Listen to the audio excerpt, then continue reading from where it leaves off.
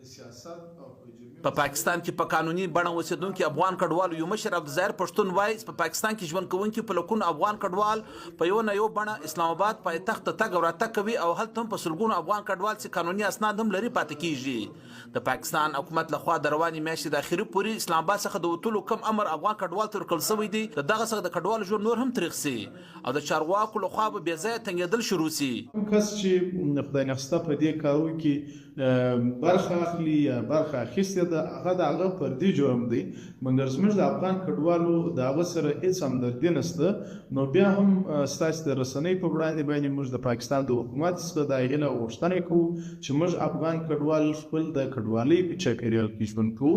موږ په سیاسي مسایلو کې نه برخه لرو نه اخلو او نه بیا واخلو، ځکه موږ د دې کور ښېګڼې موږ نسو یېرولی، ځکه موږ د افغان کډوالو 40 کاله مسلسل مرستې کړي دي، همدردي راسره کړې ده او خپل په غېږ کې ساتلي. تېره اونۍ په اسلام آباد کې د پی ټی آی ګوند لخوا د احتجاجونو په مهال د پاکستان د کورنۍ چارو وزیر محسن نقوي یو خبري کانفرنس په مهال ویلي وو چې په دغه احتجاجونو کې افغان کډوال هم شامل وو او په غټ شمېر کډوال چارواکو لخوا نیول شوي دي. هغه ویلي وو چې 23 دسمبر پورې په اسلام آباد کې ميشت کډوال د ښار خالي کړي. د پاکستان یو لوړپوړي چارواکي لخوا د افغان کډوالو په حق پر دغه بیان باندې د بشري حقوقو تپوس کوونکي ادارو او په اسلام آباد کې افغان سفارت لوري هم سخت برګون ښکاره شوی دی او د پاکستان حکومت دغه ګام د کډوالو د نړیوال قانون څخه سرغړونه بللی دی.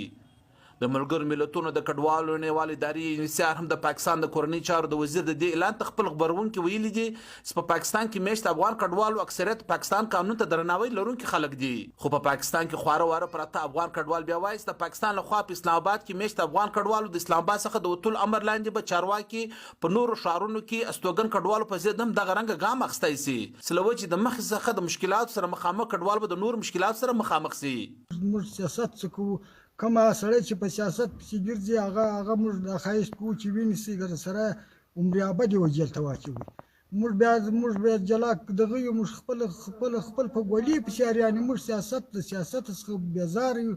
موږ د پاکستان څخه دا ښایست کوو، موږ ځین راضي یو، دوی د خدای نه خواري، موږ خپل په غېږ کې وطن کې ځای راکړی دی وروره دا 40 کاله کېږي. په پاکستان کې ميشت افغان کډوال زیاتره د کډوالو لپاره ځانګړي شوي کیمپونو کې ژوند کوي.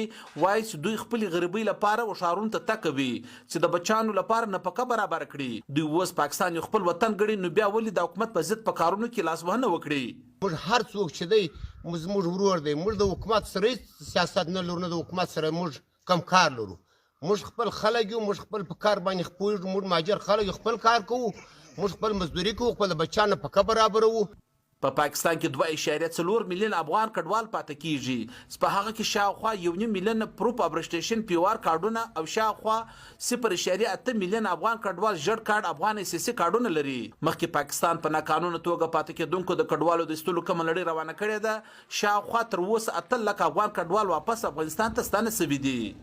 نعمت الله، سرحدي، ويي ډیوا ټي وي، چمن.